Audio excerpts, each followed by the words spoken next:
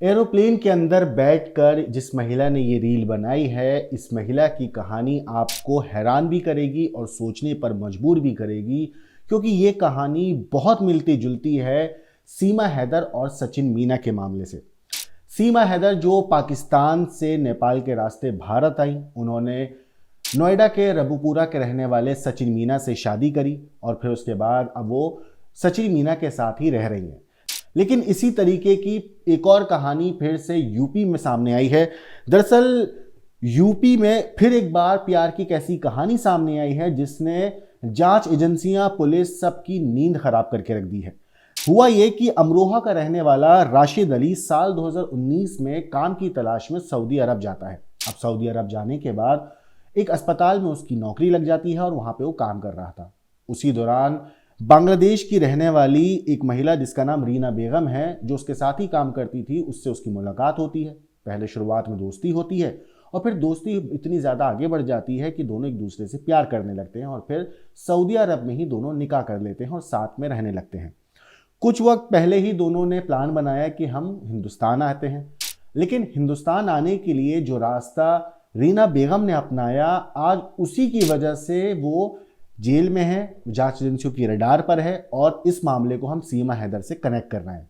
दरअसल हुआ ये कि 8 अक्टूबर 2025 को रीना बांग्लादेश की फ्लाइट लेकर टूरिस्ट वीजा पे पहले नेपाल पहुंचती है। नेपाल पहुंचने के बाद एक वो रील बनाती है और उस रील में बाय बाय करती है और बाय बाय बांग्लादेशी पासपोर्ट का एक तरीके से रील बनाती है बोलते हुए, और उसके बाद वो पासपोर्ट को वहीं पर छोड़ देती है और फिर उसके बाद नेपाल के रास्ते वो अलग अलग रास्तों से होते हुए नेपाल के वो भारत में दाखिल होती है।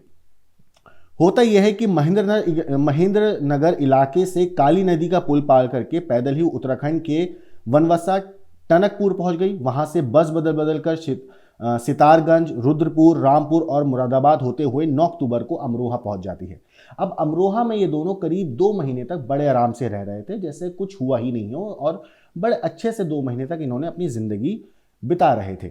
इसी बीच भारत सरकार का एक अभियान शुरू होता है। अभियान ये कि बांग्लादेशी नागरिकों की पहचान किया जाए, तो खुफिया एजेंसियां भी सतर्क हो गई। अब जांच के दौरान रीना की फेसबुक पर डाली गई रील एक सामने आती है। अब जब ये रील जांच एजेंसियों को मिलती है तो उनको भी थोड़ा सा शक होता है।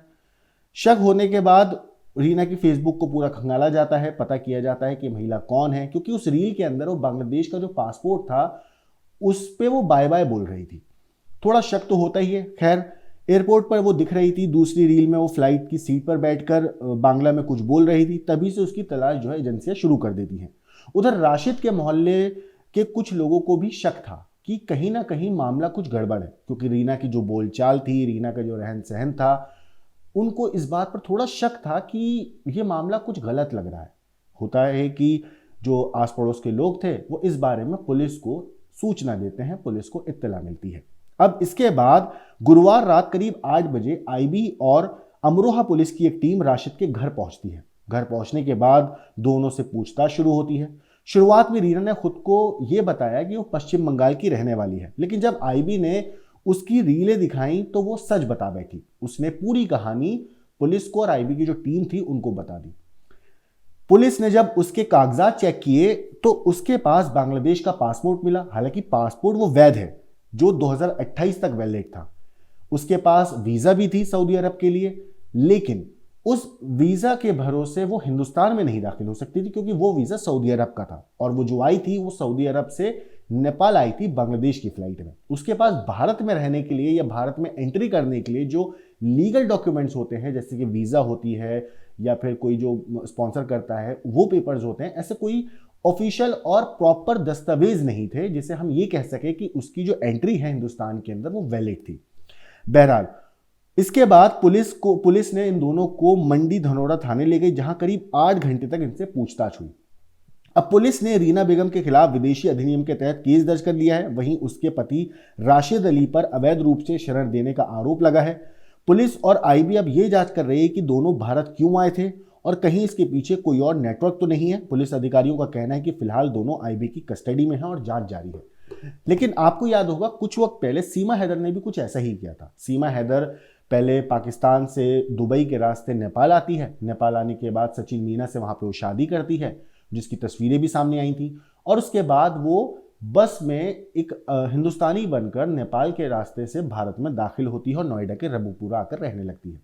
इस बीच जब आस पड़ोस के लोगों को शक होता है तो वो पुलिस को इत्तला देते हैं। पुलिस मौके पर पहुंचती है, दोनों को गिरफ्तार करती है, हिरासत में लेती है, पूछताछ होती है और फिर जो कहानी है वो दुनिया के सामने आती है कि ये जो महिला है ये पाकिस्तान की रहने वाली है। और उस वक्त जो सीमा हैदर हिंदुस्तान आई थी वो अकेले नहीं आई, तो अपने बच्चों को साथ लेकर आई थी। लेकिन रीना बेगम जो है वो अकेली ही पहुंची है। हालांकि रीना और राशिद अली का ये साफ तौर पर कहना है कि हमने सऊदी अरब में रहते हुए निकाह कर लिया था। मान लेते हैं चलिए इन्होंने निकाह भी किया था, वो उसकी कोई इरादा गलत नहीं है हिंदुस्तान में आने के लिए, लेकिन जो तरीका है वो प्रॉपर तरीका नहीं था। और यही वजह है जो पुलिस की वो रडार पर आई।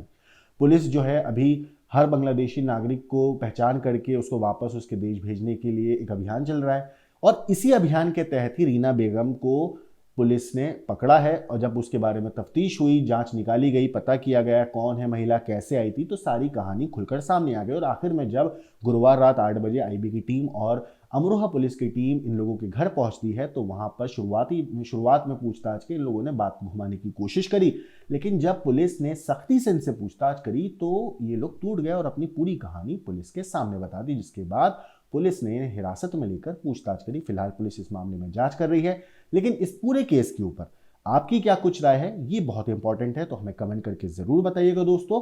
बाकी देश और दुनिया की क्राइम की खबरों के लिए देखते रहिए क्राइम तक।